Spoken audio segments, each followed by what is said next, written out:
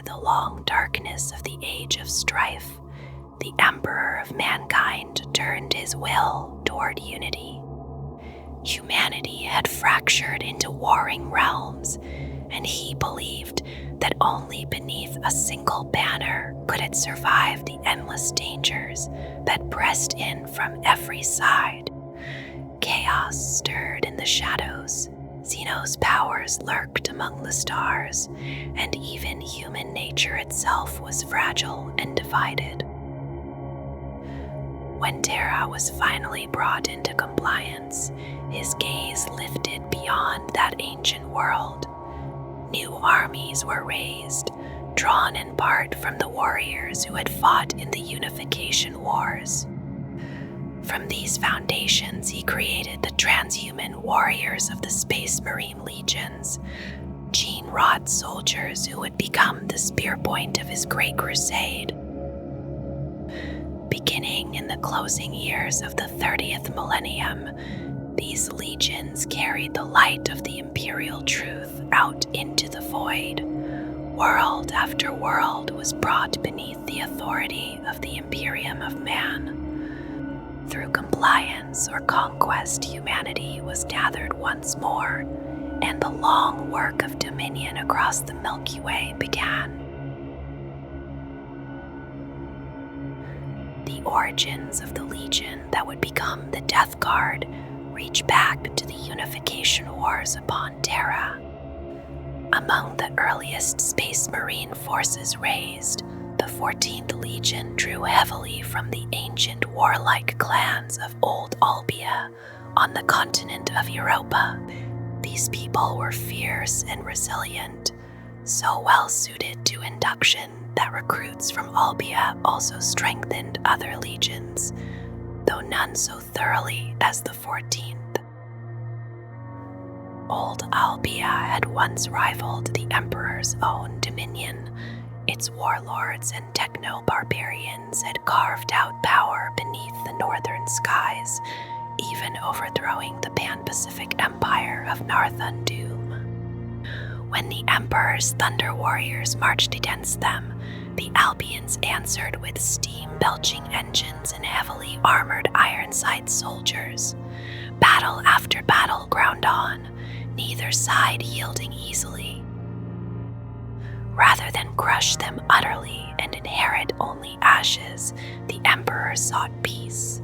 He went before their parliament unarmed, clad in white and crimson, and spoke of a reunited humanity and a future among the stars.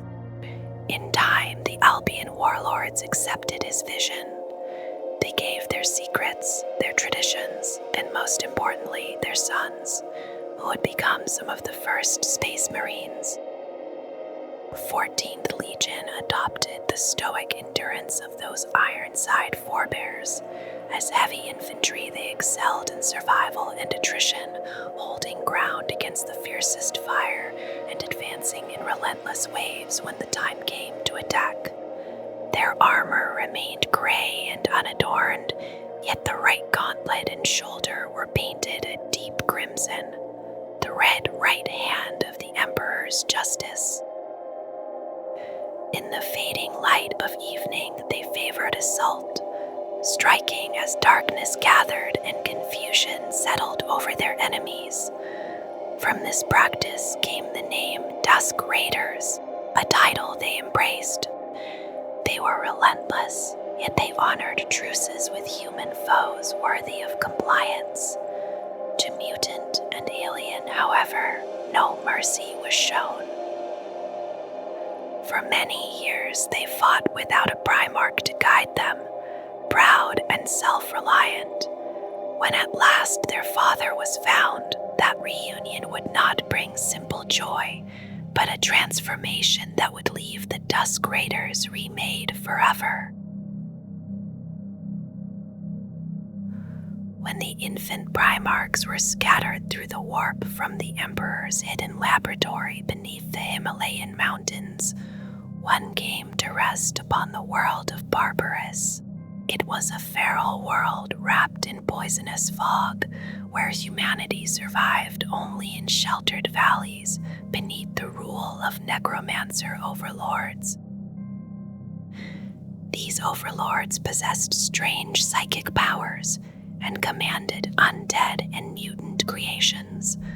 The child Primarch was found among corpses by the most powerful of them, the High Overlord Necrons.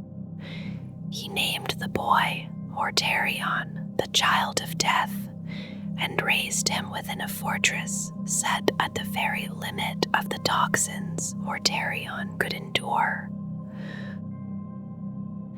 Necrons taught him battle doctrine, stratagem, and dark arts.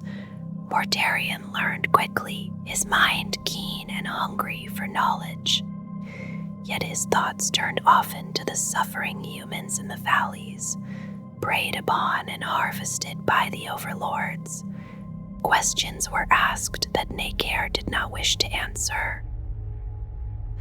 Thus, the seed of defiance took root within Mortarion, even as he grew tall and grim beneath the poisoned skies of Barbarus. At last, Mortarion broke from the fortress that had been both home and prison.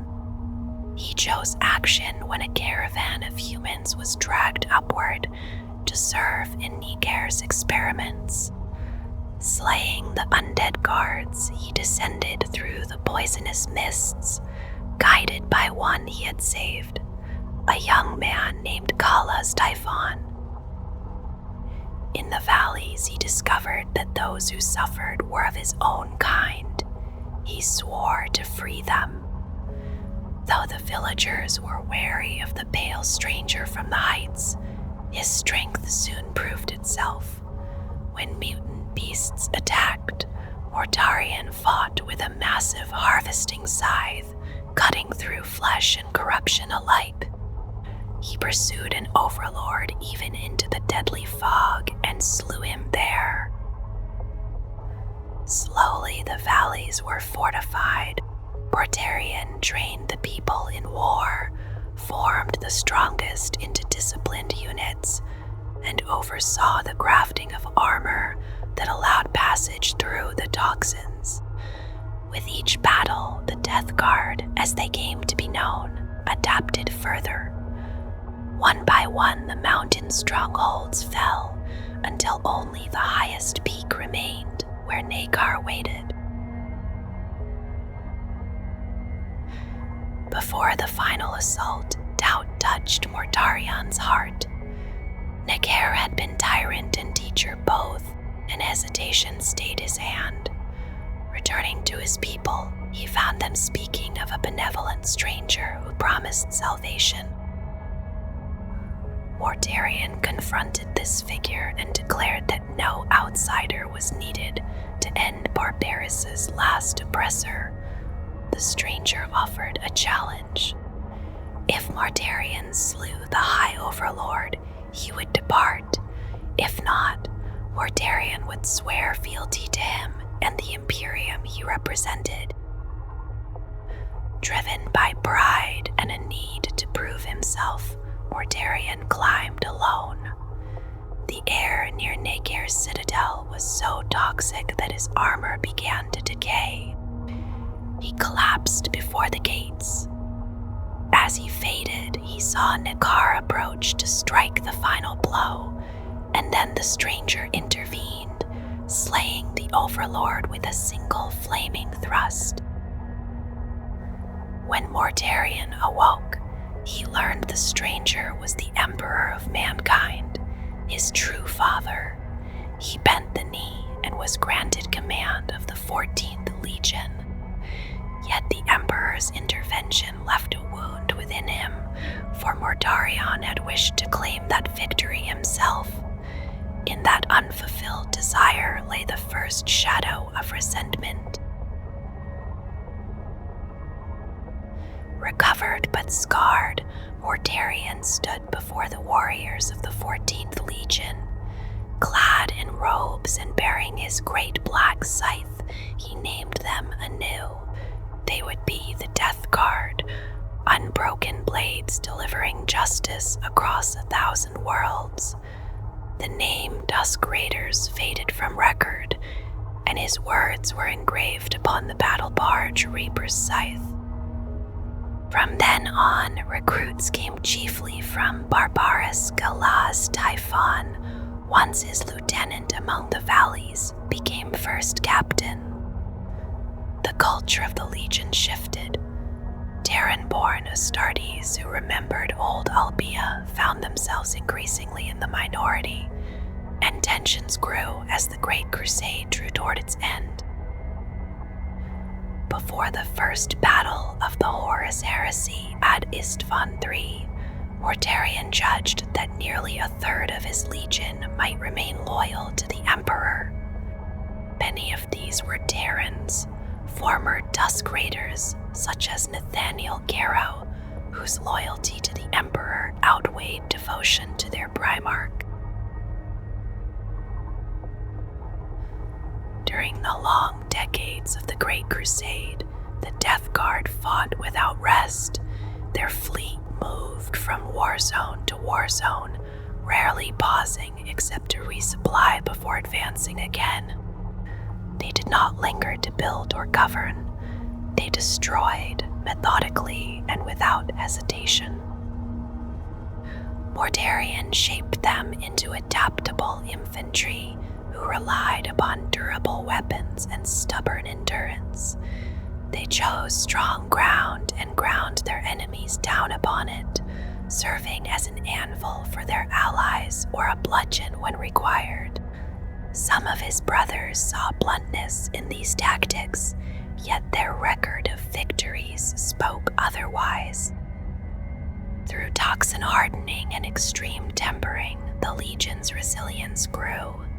Drawing recruits from Barbarus, they deployed into the harshest theaters, wielding rad weapons, phosphex, and even viral agents that earned them a dark reputation. Mortarion cared little for disapproval. In his mind, any hardship and any act were justified if humanity was freed from tyranny. Yet as they endured and conquered, pride in their own fortitude deepened. In protecting the weak, they began to look down upon them. As years passed, the old Terran influences waned. The ivory-gray ceramite favored by Mortarion became ever more austere, marked in murky jade reminiscent of the swamp mud of Barbarus. Older heraldry was stripped away, and the Legion's Librarius was disbanded in accordance with Mortarion's hatred of witchery. He reshaped doctrine, equipment, and even the practices of the Apothecarian. Barbarus became the primary source of recruits, its hardy population well suited to the Legion's gene seed. Terran bloodlines diminished, though those who remained were seasoned and unyielding. Tensions between Barbarus-born and Terran Astartes sharpened as the Great Crusade drew toward its final years.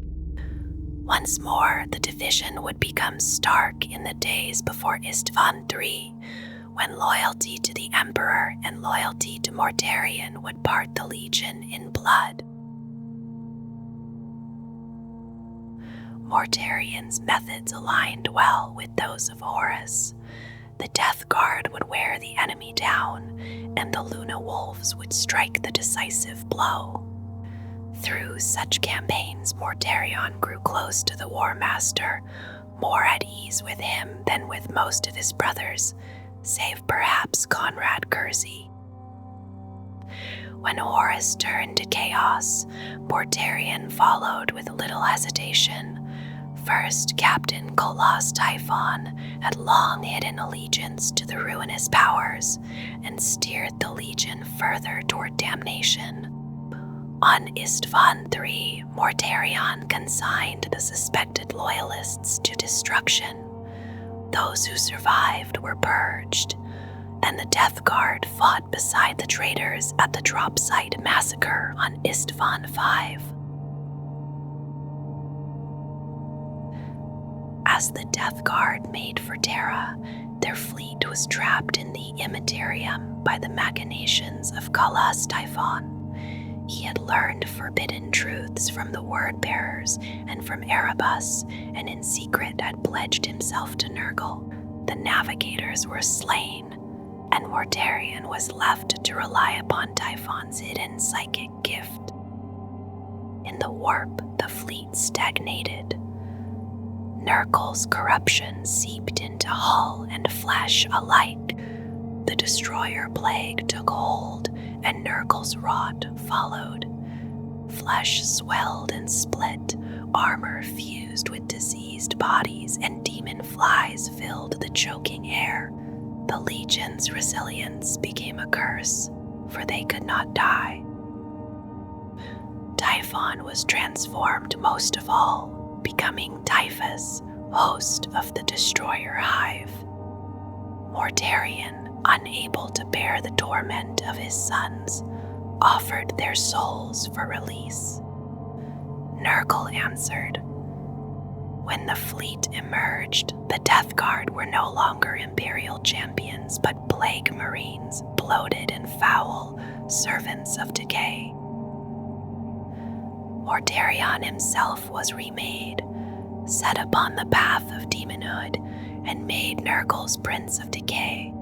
After Horus fell, the Legion withdrew in ordered fashion into the Eye of Terror.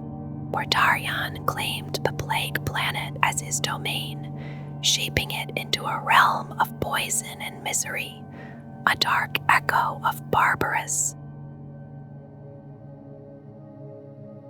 Within the Eye of Terror, the Plague Planet became a mirror of Barbarus, with Mortarion enthroned where Necrons once ruled. In the 41st millennium, he re-emerged into real space to lead assaults upon the realm of Ultramar during the Plague Wars of the Era Indomitus. From the Cadian Gate, his legion strikes outward, sometimes alone, sometimes beside other servants of chaos. They spread the boxes of Nurgle as gifts of eternal life. Typhus the Traveler, once Typhon, wanders apart from his Primarch at times, carrying his patron's plagues across the Imperium and playing a notable role in the 13th Black Crusade. The Plague Wars unfolded after the birth of the Great Rift and the onset of the Noctis Eterna. Across Ultramar and the nearby Scourge stars, diseases erupted in terrible profusion. Plague, demons, and cultists overran worlds, and corruption spread faster than Imperial lines could hold. Mortarion claimed these stricken systems as his staging ground and launched his invasion of Ultramar. 3 spearheads pressed inward along countless fronts. Defenders, both Astartes and mortal, fought bravely, reinforced by Primaris Space Marines of the Ultima founding, and later by Robud Gilai Man himself. After long struggle, the combined plague hosts were halted among the ruins of Iax. Gilli-Man's maneuvers led to the counterattack known as the Spear of Espandor. Mortarion withdrew under cover of devastation, returning to the Scourge stars as other wars called him away.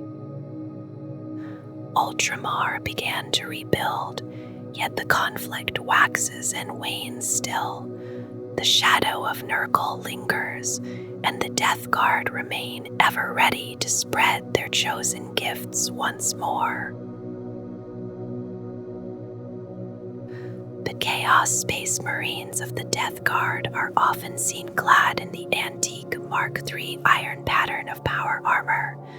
It is an older design, heavy and enduring, and it served them well. This pattern offered enhanced protection, something deeply valued by the warriors of the 14th Legion. They preferred to wage war in toxic environments where the air itself was a weapon, and their armor became a silent shield against those poisoned worlds.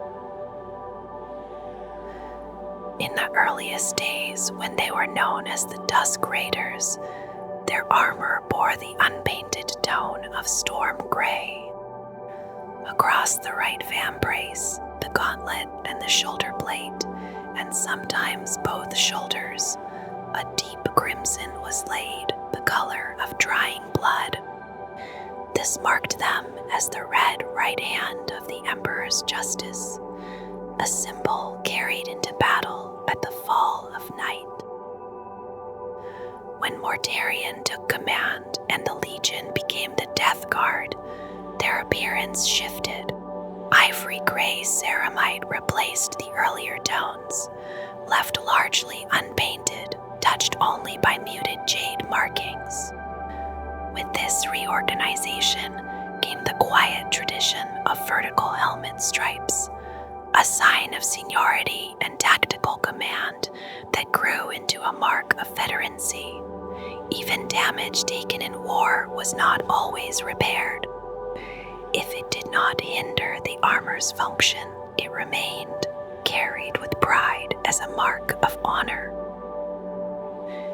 After they accepted Nurgle as their patron, their armor changed once more. A sickly green hue settled across their plate, and Plague Marines became known for the boils, sores, and open wounds that marked their flesh. Some bore tentacles, and others the single horn often seen upon the demonic minions of Nurgle. Their helmets frequently resembled old-fashioned gas masks, reminiscent of Russian or German designs from the 2 world wars, echoing the poison mists of Mortarion's homeworld, Barbarus. Mortarion himself, with pale skin, a great scythe in hand, and hooded robes draped about him, calls to mind the classical image of the Grim Reaper, the embodiment of death made manifest. Across the Legion, their uniforms and heraldry speak of disease and decay. From the Vectoriums of the plague companies to the war bands that broke away long ago, their armor is encrusted with filth, layered in rot and rust, and marked with foul iconography devoted to Nurgle. Since the final days of the Horus Heresy, they have retained the tones of leprous green and verdigrised brass. Though some Vectoriums have embraced their own corrupted panoply, vast numbers still march to war wrapped in those same grim colors. The trilobed rune of Nurgle and the sigil of the Plaguefly appear again and again upon their heavy plate, clear signs of allegiance to the god of plagues, and of their unwavering dedication to spreading his vile contagions. The earliest badge of the Dusk Raiders showed a black skull divided beside a setting black sun, all set upon a field of deep crimson. It spoke of their name and their chosen hour of battle, for they struck at dusk, descending with relentless force once unleashed upon their foes. After they were reunited with Mortarion and became the Death Guard, the symbol changed to a green skull framed within a sunburst. Later still, after the heresy and their acceptance of the Plague Lord, the Legion adopted many forms of the Mark of Nurgle. Some bear corrupted echoes of the old Death Guard emblem, while others display varied signs devoted fully to their patron, each badge quietly declaring where their loyalty now rests. Barbarus turned slowly beneath a dim yellow sun in the segmentum tempestus, its skies thick with miasma and drifting chemicals. The most virulent gases climbed upward through endless clouds toward the star's heat, leaving the world below wrapped in gloom. Night lingered without starlight, and even the days felt short and shadowed. Only in the lowest reaches could humans breathe with any ease. Across flat moors and within the valley basins, carved between jagged stony mountains that ran like a spine across the planet. Far above, where the air was a lethal brew, unknown alien beings endured without harm. In those heights they raised great keeps of gray stone, standing silent within the mountain fastnesses. When humanity first settled this world, survival came at a terrible cost. The harsh conditions pressed them backward into a pre-feudal state, their lives narrowed to endurance alone. The beings above, untouched by the poison that choked mankind, wielded incomprehensible warp-based powers. They preyed upon humans, experimented with them, and laid curses upon them, and so the settlers named them in the language of medieval fear. What those dark overlords truly were, beyond their clear bond to the dark entities of the Empyrean, may never be understood. In time, after the end of the Horus Heresy, Barbarus is believed to have been destroyed by an exterminatus order issued by the Inquisition, its fate mirroring that of the other worlds once claimed by the traitor legions. After the heresy, Mortarion shaped a new dominion from a daemon world within the Eye of Terror, a place called the Plague Planet. It echoes ancient Barbarus, yet in harsher tones, remade in more hideous hues. Fumes coil through its air, and disease runs freely across rotting forests and drowned swamps, where barbarian tribes cling to a nightmarish existence. Worm-eaten mountains thrust upward into churning skies, their slopes haunted by plague-ridden abominations that should be long dead, yet still hunger for human flesh. High upon those peaks stand the fortresses of the Death Guard, raised as the carrion lords of Barbarus once ruled from above. There is a bitter irony in their rule, for they have become the very despots they once sought to overthrow. Clouds of contagion wrap these slab-sided, rusting fastnesses. The vapors alone are enough to kill, and none but the Death Guard can endure even a single breath. Though orbital guns bristle from every mountaintop, it is often the poisoned air itself that has slaughtered invading armies. Across the planet lie sites of foul power. In superating valleys stand tri-lobed platforms of rusted iron, where mortal champions fight for the right to join the ranks of the Death Guard. In orbit, chained rings of biomechanical defense platforms and suppurating docks hang in silence, and the plague fleets gather there like flies upon a carcass. Shrines to Nurgle rise among crawling molluscoid fortresses and smog-spewing plague factories, while alchemical shield generators crackle with unseen force. Below, mortal citizens huddle in small villages, serving their masters who dwell in mighty citadels far above. Highest of all are the 7 mountaintop keeps of the plague companies, each ruled in its own revolting fashion. The greatest of these is the Black Manse, spanning the 3 tallest peaks and serving as Mortarion's personal stronghold.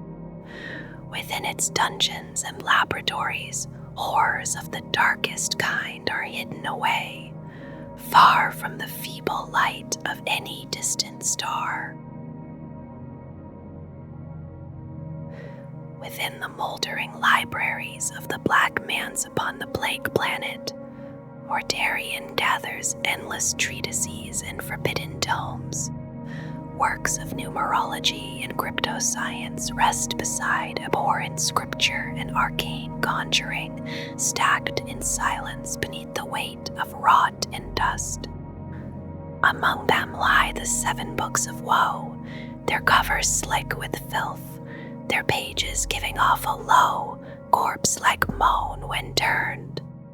At times, one of these tomes is granted to a favored champion. By reading from its blighted pages, the worthy soul may tear at the veil of reality itself and call forth the plague god's demon legions. The Garden of Nurgle can be drawn into real space, and during cursed stellar conjunctions, whole planets may be transformed into festering hellscapes, worlds of Nurgle rising like sores upon a sickened body. Elsewhere resounds the dolorous knell, a giant bell whose clangor presses painfully upon the ear. Its foul tones intrude upon the mind, though recording devices register only a dull clank. To stand before it in person is something far heavier. Bravery falters and certainty ebbs away as the Death Guard advance, their shambling forms swelling into looming behemoths beneath the relentless peals. The pandemic staff is long and pitted, its rune-engraved surface veiled in a visible miasma of plague and entropy. Each dent and hollow shelters a deadly strain of contagion, one of Nurgle's old and proven favorites. The grotesque diseases bound within it have reduced trillions of lives to nothing, feeding the grandfather's garden without end. When the staff is raised and swept outward, it releases a tide of hypertoxic fluids strong enough to bring low even a rampaging pestigore. Plaguebringer, the hooked blade, once carried within it the souls of 3 beasts of Nurgle. In those days, every swing scattered their virulent, infected spittle. Yet long confinement within the rusted weapon drained their enthusiasm, and something darker replaced it. After a long, sulking stillness, the blade came to house the malignant spirits of 3 rot flies, ever eager to spread a wasting disease to any who draw near. There is also the plague skull of Clothilla, an oversized death's head that once belonged to the Chaos Lord Clothilla. His final wish was simple and terrible, to become a weapon of purest evil, and so his skull endures as an instrument of corruption. From the chimney-like structures of the Poxwalker hive spill demon insects in endless numbers. Their droning chatter carries infection in its sound alone. Those who choose to listen risk the Poxwalker's curse, and should they succumb, they collapse into shambling mutant forms, murmuring in the same fly-blown tongue as the hive that claimed them. And in the grip of the Death Guard rests the Buskleaver, a blade larger than a common plague knife, closer to a machete in its heavy shape. It bears the infamous gurgling doom contagion. A strike from it does more than sever flesh, for the wound swells and corrupts in moments, ballooning into a mass of infection. The victim soon keels over, gurgling through thickened phlegm. And in that final breath comes the terrible generosity of Nurgle. The legionaries of the Death Guard always bore the gaunt, shadow-eyed likeness of their Primarch, a quiet reflection of him that seemed to contradict the unyielding hardness from which they were shaped. Beneath that stark appearance lay a stoic temperament and a carefully crafted aptitude, traits carried in their blood from the Ironside warriors of old Albia. When the feral stock of the pale and gaunt people of Barbarus was introduced, something deep within the Legion's gene seed stirred and strengthened. The resistance already present in those Barbarus candidates rose to levels unheard of, an uncommon endurance against contagion and toxins that set them apart even among the Legiones Astartes.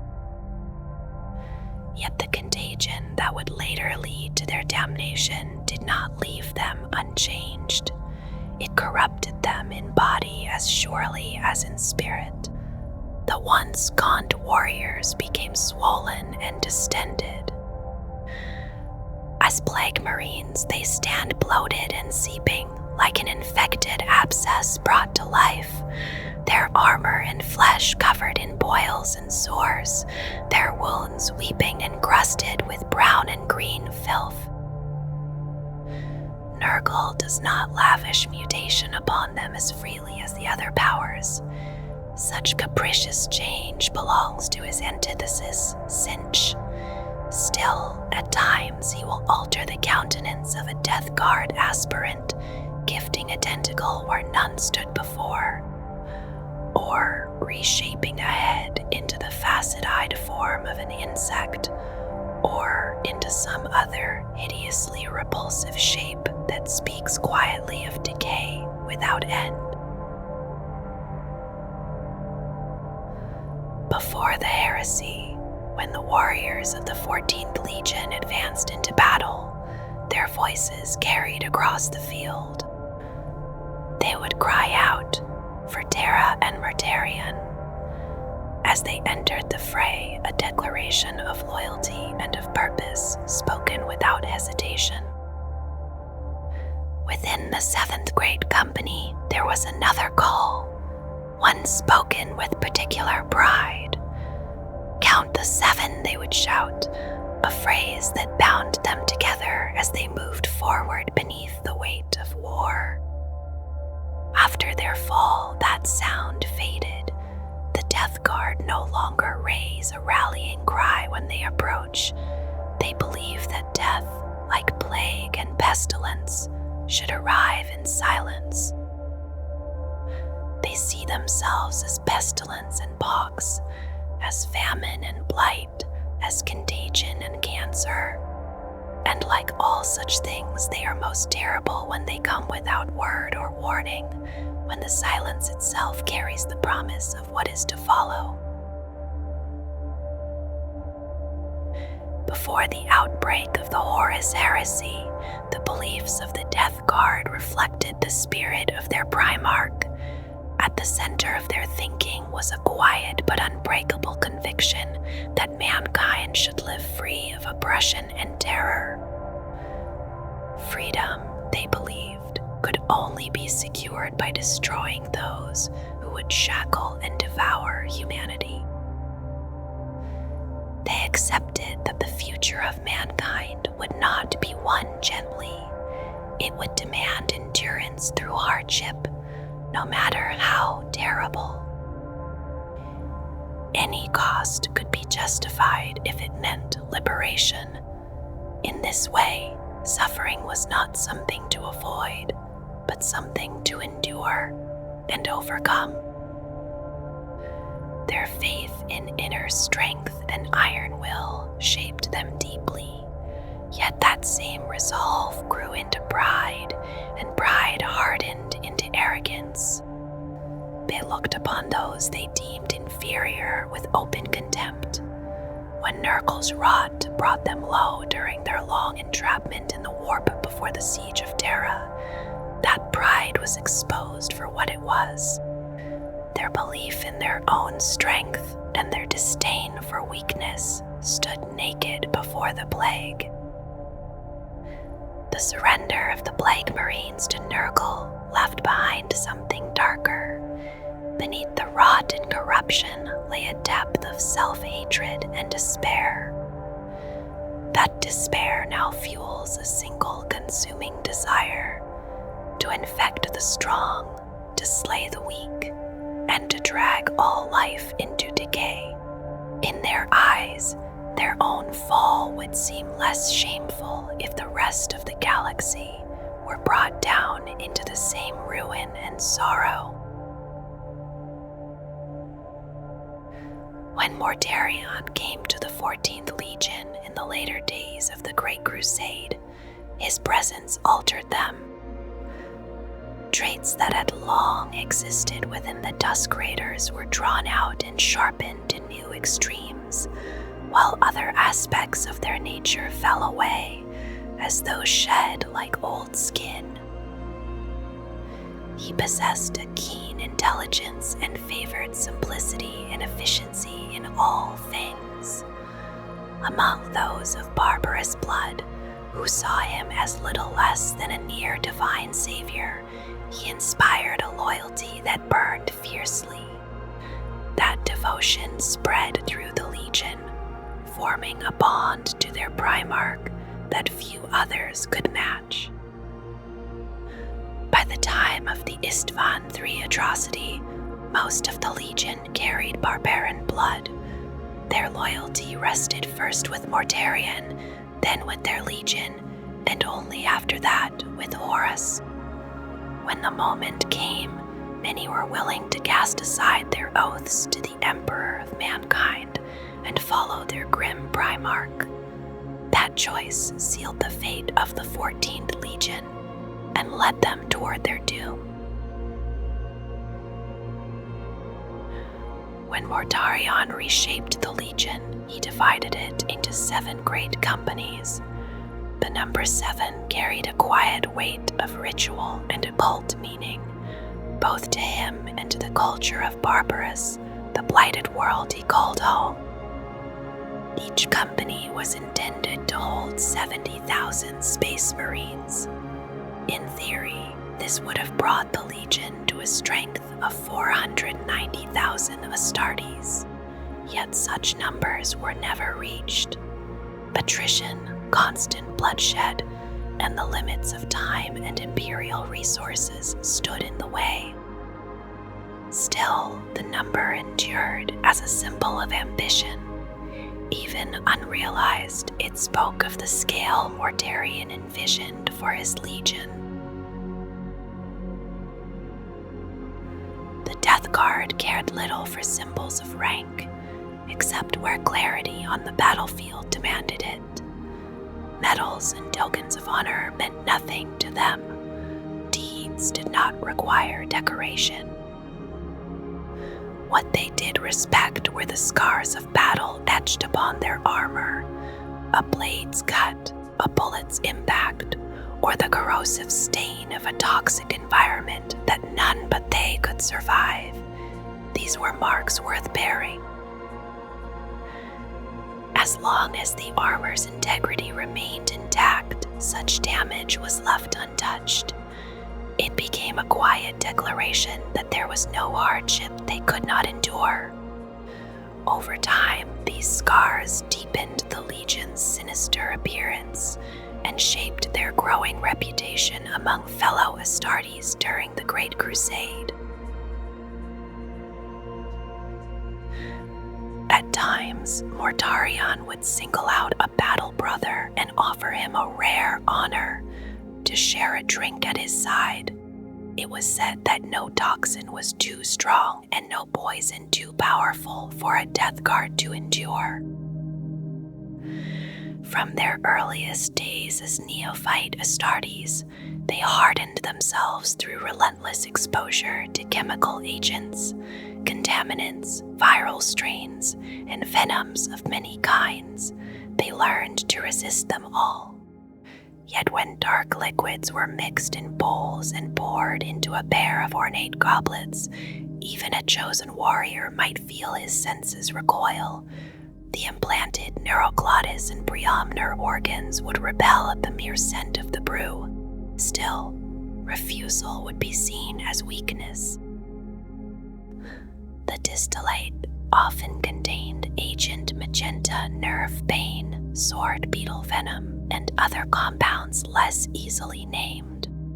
After a battle in which the Death Lord had taken the field, he would choose one warrior and share this draught. They would drink and they would live. In that act, they affirmed the strength they embodied. Some within the Legion frowned upon this tradition known as the Cups. Mortarion understood their doubts. Yet he believed that warriors must know they are valued. Praise, even in this grim and perilous form, had its place. Without recognition, even the most steadfast heart might one day feel forgotten. When the 14th Legion still bore the name Dusk Raiders, they were known for striking as daylight faded.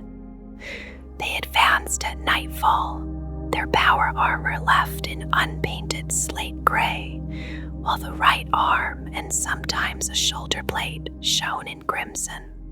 It was meant as a sign. They were the Emperor's red right hand, relentless and without mercy.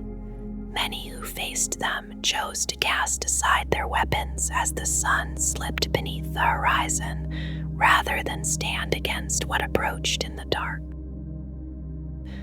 With the coming of Mortarion, something settled and hardened within the Legion. The Death Guard became a single instrument of his will. They believed that victory did not require flourish or spectacle. It came through endurance. Their weapons were plain, yet they functioned without flaw. They did not weave elaborate patterns across the battlefield. Instead, they stood firm, absorbing the assault, waiting for the enemy to exhaust themselves before answering with fatal force. Mortarion had learned war upon a world of mountains and harsh terrain. Though he understood the proper use of tanks and armored vehicles, the foot soldier remained the Legion's foundation. Each Space Marine was trained across many infantry disciplines, able to fight in almost any role or environment. If a situation could not be calculated for, it was endured. Stubborn resilience and painful persistence carried them through what others would not survive. They became known as remorseless, feared not only for strength of arms, but for the losses they were willing to accept. No suffering seemed too great if it ensured eventual victory. They specialized in entrenched and attritional warfare, yet, when required, they could gather themselves into concentrated and crushing force. One such formation, remembered by those who fought beside them during the Great Crusade, was called the Reaping. It moved as a heavily reinforced column, slow and deliberate, suited to ruined cities and shattered ground. Its advance was methodical and murderous, and like a scythe drawn through tall grain, little escaped its path. After their transformation by the Plague God into a legion of Plague Marines, their manner of war shifted again. They favored close firefights where the wounds they inflicted could be seen festering and spreading, while bolts and last blasts struck them in return and were endured without complaint.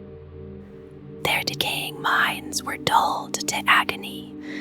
The corruption within their bodies rendered them almost immune to pain.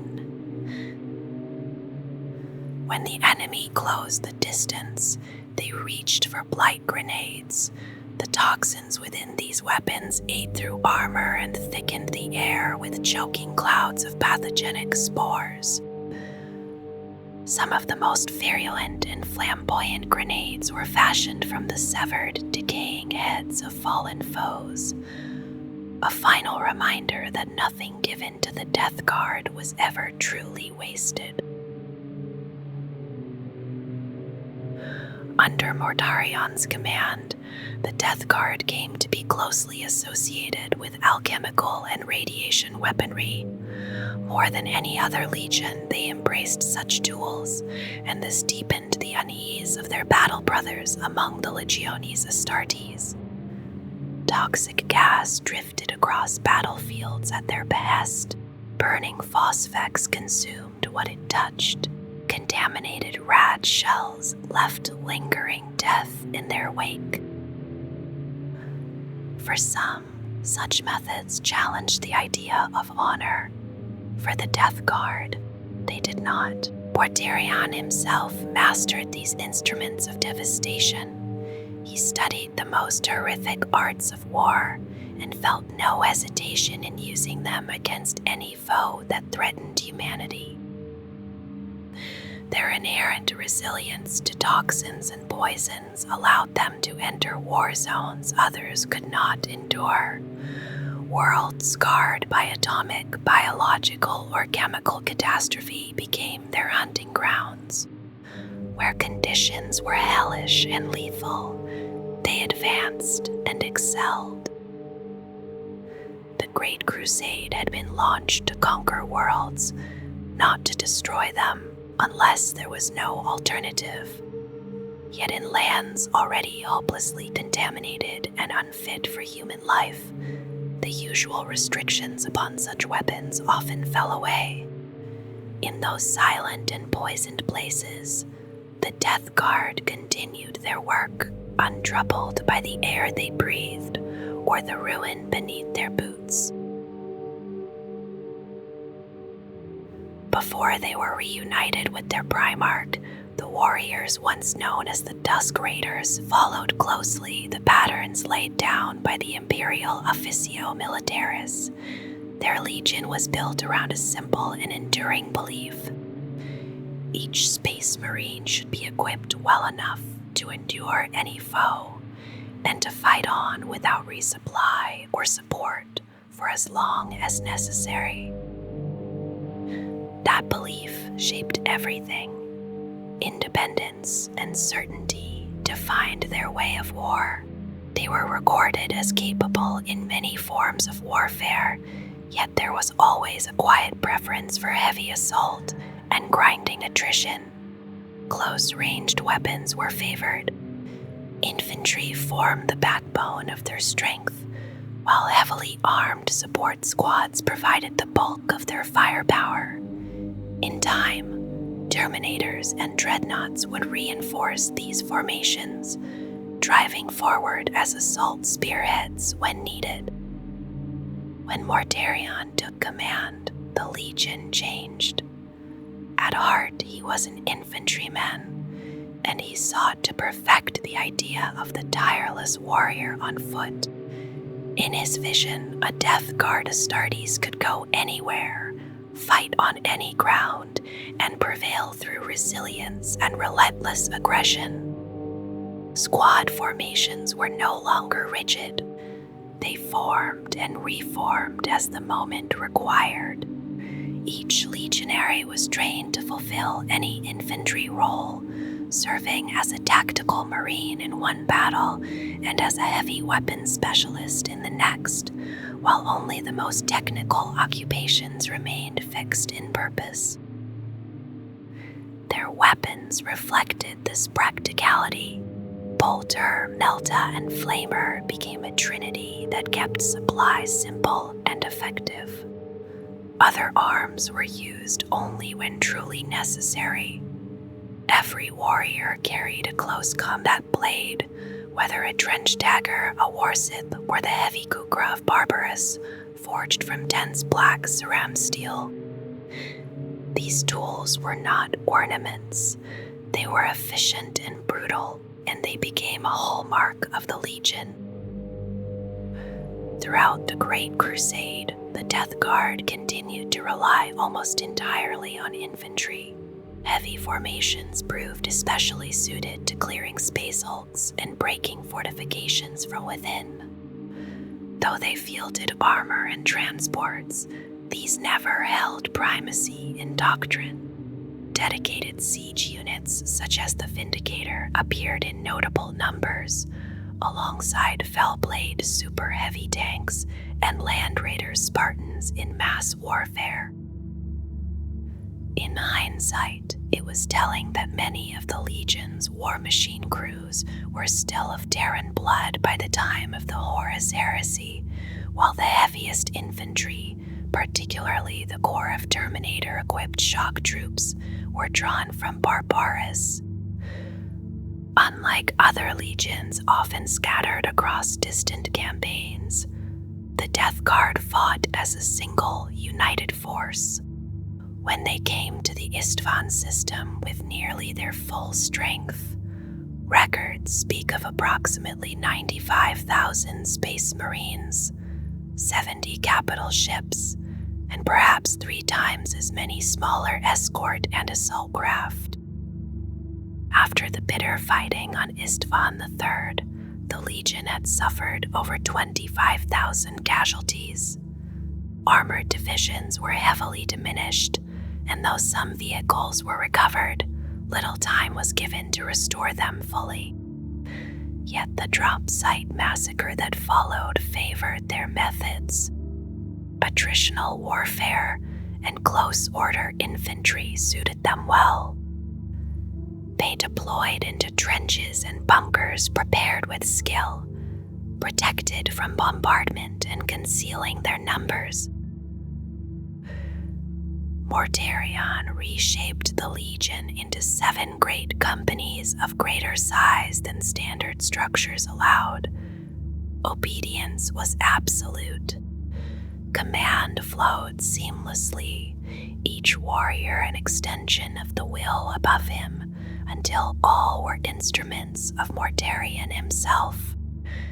Titles such as First Captain were joined by others, including Commander and Battle Captain, yet seniority remained equal in essence. When an officer fell, another stepped forward without hesitation. The chain of command endured, even in the heaviest losses, and so the Death Guard earned their reputation for unbreakable endurance. Among the legions stood the Death Shroud, a secretive cadre chosen personally by Mortarion. These warriors surrendered their former identities and swore binding oaths of silence and secrecy.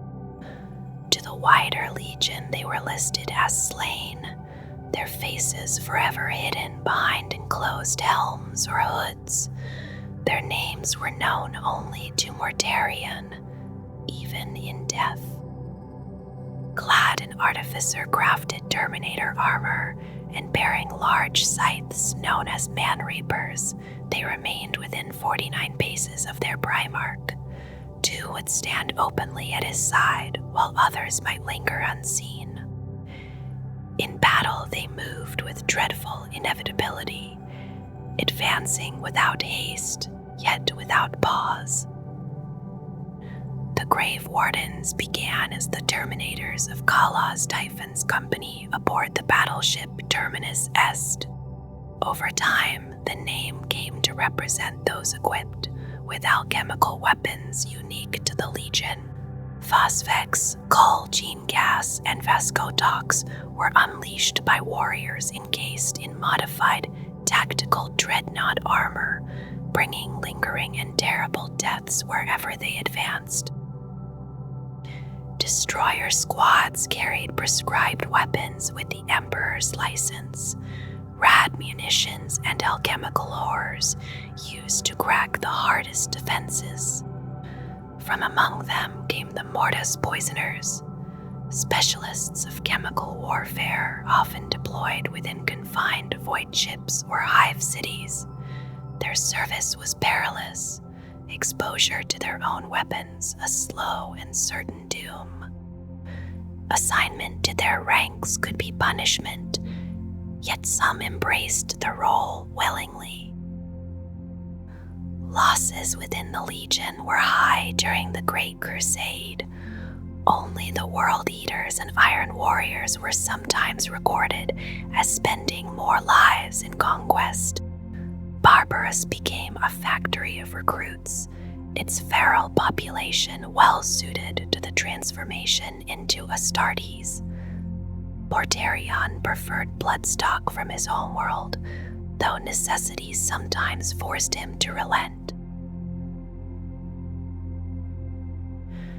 After their corruption and Mortarion's ascension to demonhood, the Legion withdrew into the Eye of Terror and fractured into war bands. Even in their fragmentation, they sought to organize themselves in multiples of 7, honoring Nurgle's sacred number.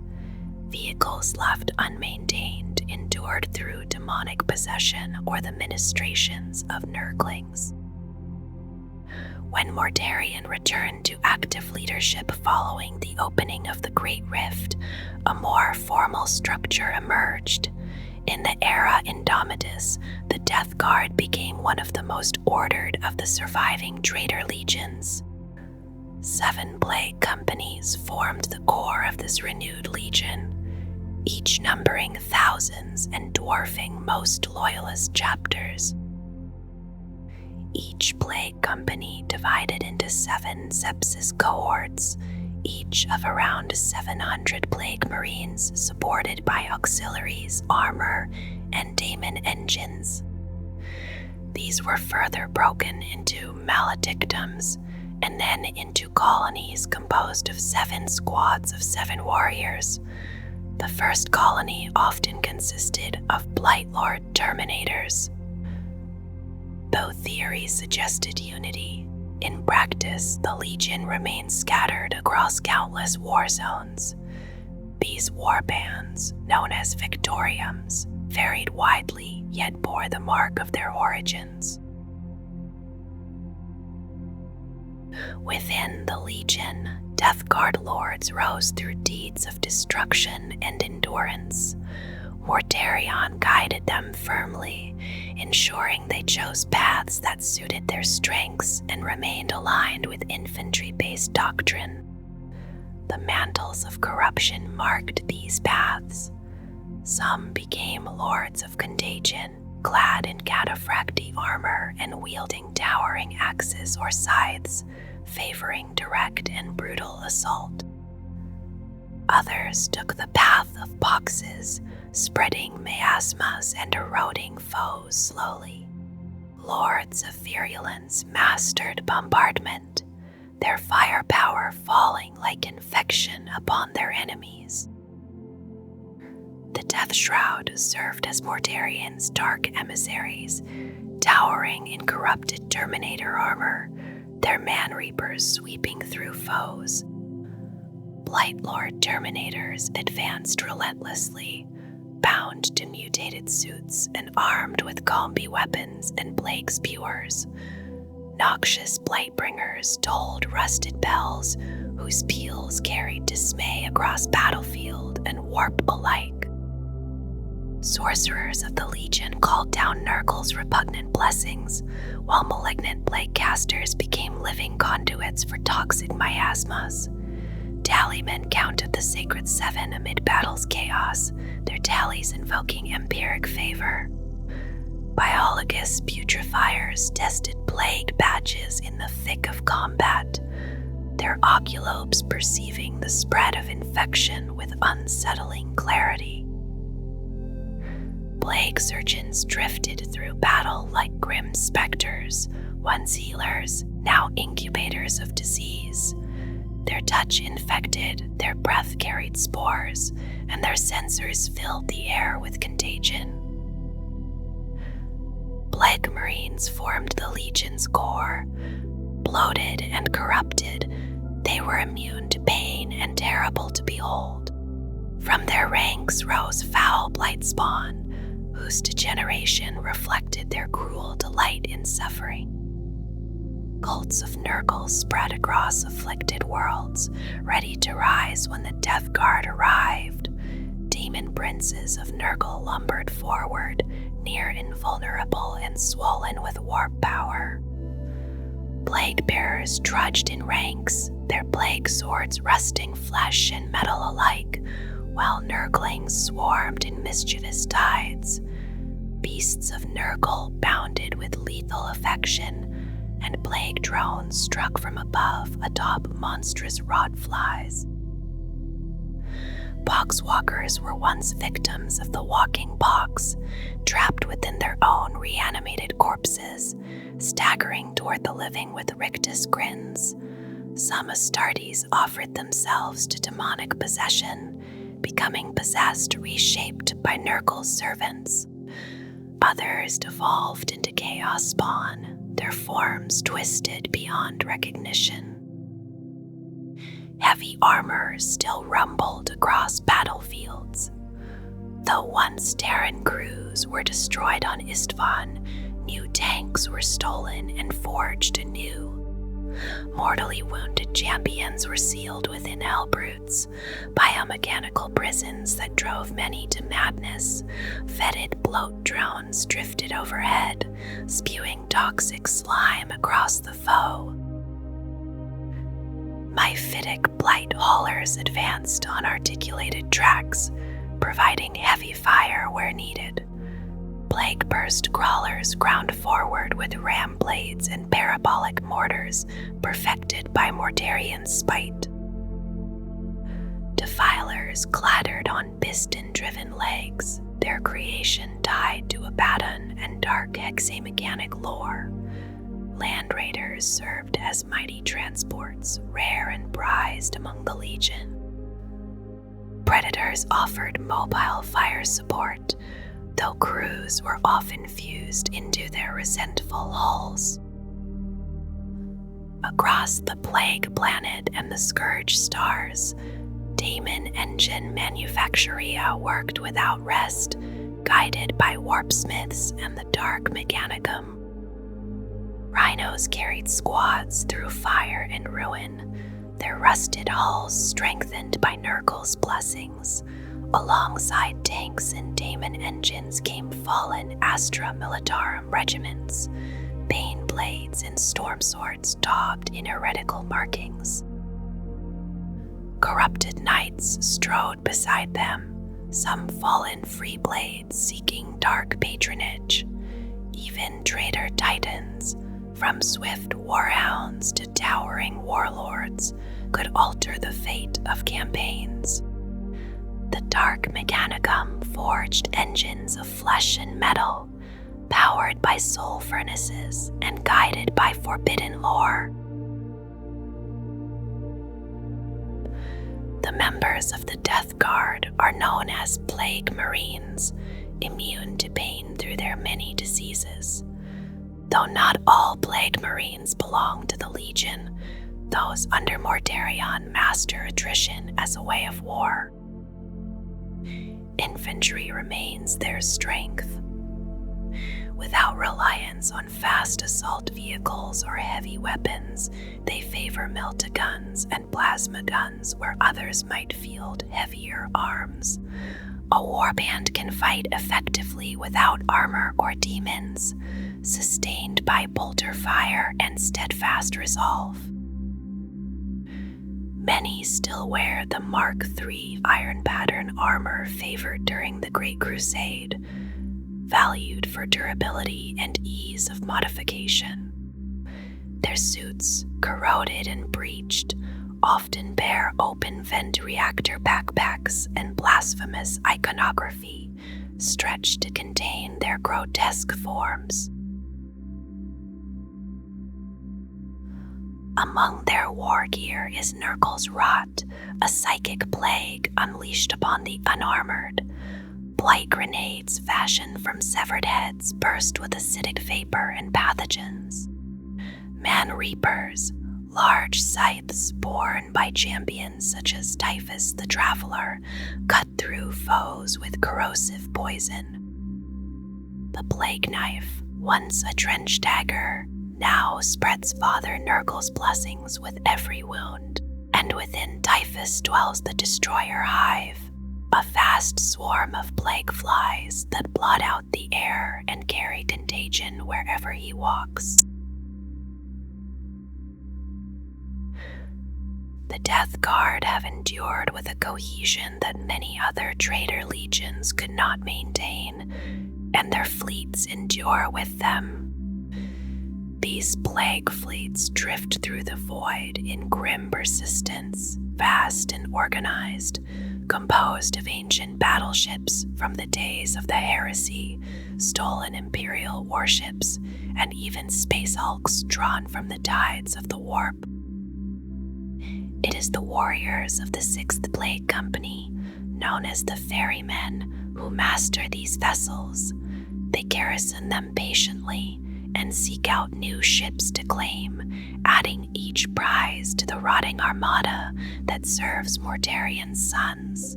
Through these fleets, the will of Nurgle travels outward, carried into the wider galaxy. The Plague Companies embark upon these voidcraft and ride the tides of the warp like windborne contagion, emerging into real space wherever Nurgle desires. As their ships move through the immaterium, the interiors thicken with life of a different kind. From walls and bulkheads, fat-bodied plague flies hatch and gather into heavy clouds. When the Death Guard descend upon enemy worlds or board their victims' ships, those seething fly storms descend with them, spreading infection wherever they settle. Even loss does not mean absence for long. Ships that are destroyed or abandoned often drift back to the plague planet as derelicts, ready to be crewed once more. Some believe this quiet return is guided by Nurgle's will. Others whisper that once a vessel joins the plague fleets, its corrupted machine spirit is bound to obey Mortarion till the end of time.